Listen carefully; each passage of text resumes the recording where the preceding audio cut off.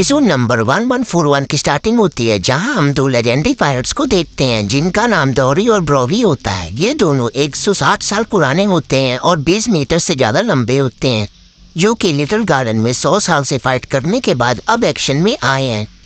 डोरी ओमी और काशी को ऑर्डर देता है कि फोर्स लेके साइड से अटैक करो और हर मरीन शिप को डुबा दो।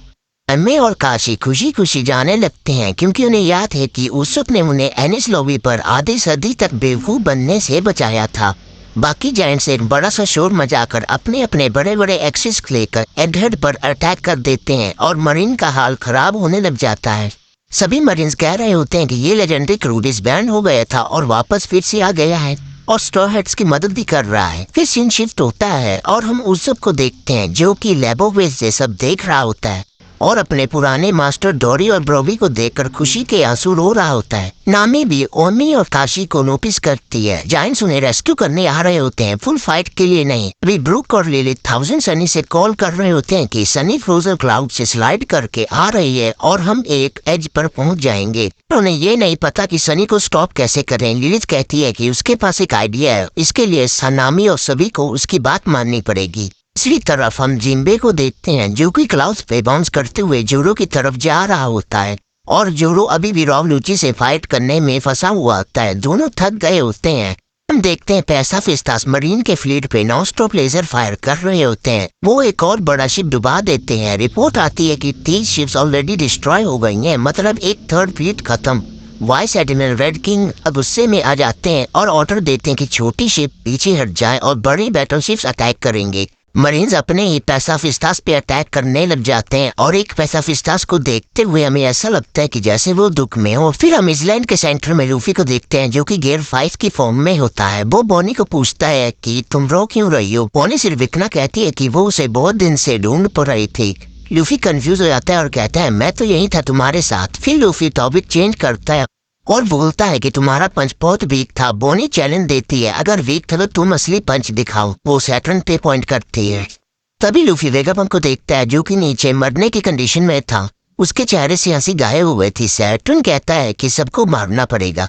फिर सैटर्न अटैक करता है और ये अटैक लूफी के गियर 5 में भी लग जाता है। लूफी के मुंह से खून निकलने लग जाता है और लूफी चिल्लाता है कि सैटर्न को इसकी सजा जरूर मिलेगी। और तब लूफी अनलीश करता है एक नया गॉड टायर अटैक, गोमो गोमो नॉक डाउन टैकलिंग। पंच से हाकी निकल रही होती है और वो सैटर्न के मुंह पे बरसते हैं। सैटर्न बिल्कुल हेल्पलेस हो जाता है। वो बिल्डिंग्स तोड़ता है और उड़ जाता है। बोनी कुम और वेगापंक के चेहरे पे सेटिस्फेक्शन होती है। सैटर्न कुछ देर के लिए आउट हो जाता है। फ्रैंकी बोलता है बोनी को कि अब चल रहा हूँ। बोनी वेगापंक के साथ जाना चाहती थी पर वेगापंक कहता है कि अब वो मूव करेगा तो तुरंत मर जाएगा। तभी किजारू वापस आता है। वो अपनी आंख बंद कर लेता है और अटैक करता है। तभी वहाँ पर सांडी आ जाता है। वो अपनी किक से लेजर को डिफ्लेक्ट कर देता है। फ्रैंकी शौक में हो जाता है। किजारू का मुंह खुला का खुला रह जाता है। एडमिरल का एक्सप्रेशन पूरा चेंज हो जाता है। सांजी कोल्डी एक ठरकी वाला डायलॉग मारता है। फिर हम देखते हैं सांजी की एल्बो जो कि अब जर्मा 66 पैटर्न में बदल गई है। इसका मतलब जेनेटिक्स मॉडिफाइड हो गए हैं। फ्रैंकी और एक्लेस तुरंत बोनी और कुमा को उठाते और कोस्ट की तरफ भागते हैं जहां जायंट्स उनका वेट कर रहे होते हैं। किजारू अपना सर पकड़ लेता है क्योंकि उसका मिचल टोटल फेल हो जाता है। अब उसके सामने बस लूफी और सांजी होते हैं। सांजी सिगरेट जलाता है और एक मस्त सा स्टाइल देता है। तभी सैटर्न रबल से बाहर निकलने लग जाता है पर वहाँ ब्लैकबीयर पायरेट्स के 2 मेंबर आ जाते हैं। डिवोन हंस के बोलता है ग्रोसो की जमीन पर देखना कितना डिलीशियस है। वो सैटर्न की स्पाइडर लेग को टच करता है और डिक्लेयर करता है कि mission complete. Mythical 9 tail fox fruit की वजह से अब वो सैटर्न की फॉर्म ले सकती है। सैटर्न उनसे पूछता है तुम यहाँ क्या कर रहे हो। वो दोनों कहते हैं कि टीच स्पेशल है। सैटर्न कहता है हाँ उसकी बेडलाइन भी। डिवोन शॉक हो जाती है, मतलब क्या वो डीक्लाइन का है।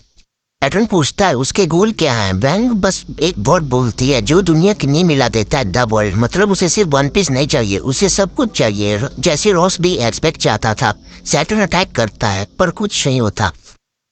और तब एक और सरप्राइज होता है। कैरी बाऊ भागते हुए आता है उनके पास और रो रहा होता है कि मैं फैन बॉय बन के कहता हूँ कि मुझे ब्लैक बियर्ड से मिलवा दो। ने अपनी पायरेसी का सपना टीच को आइडल बना करके शुरू किया है।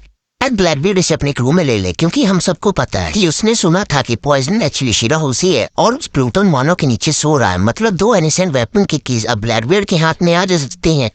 और यहीं पर एपिसोड 1141 खत्म हो जाता है। आपको क्या लगता है guys, carry boy innocent weapon का सीरियस ब्लैकबीर्ड के हवाले कर देगा? अपनी राय कमेंट में जरूर बताना और मिलते हैं नेक्स्ट वीडियो में। तब तक के लिए गुड बाय।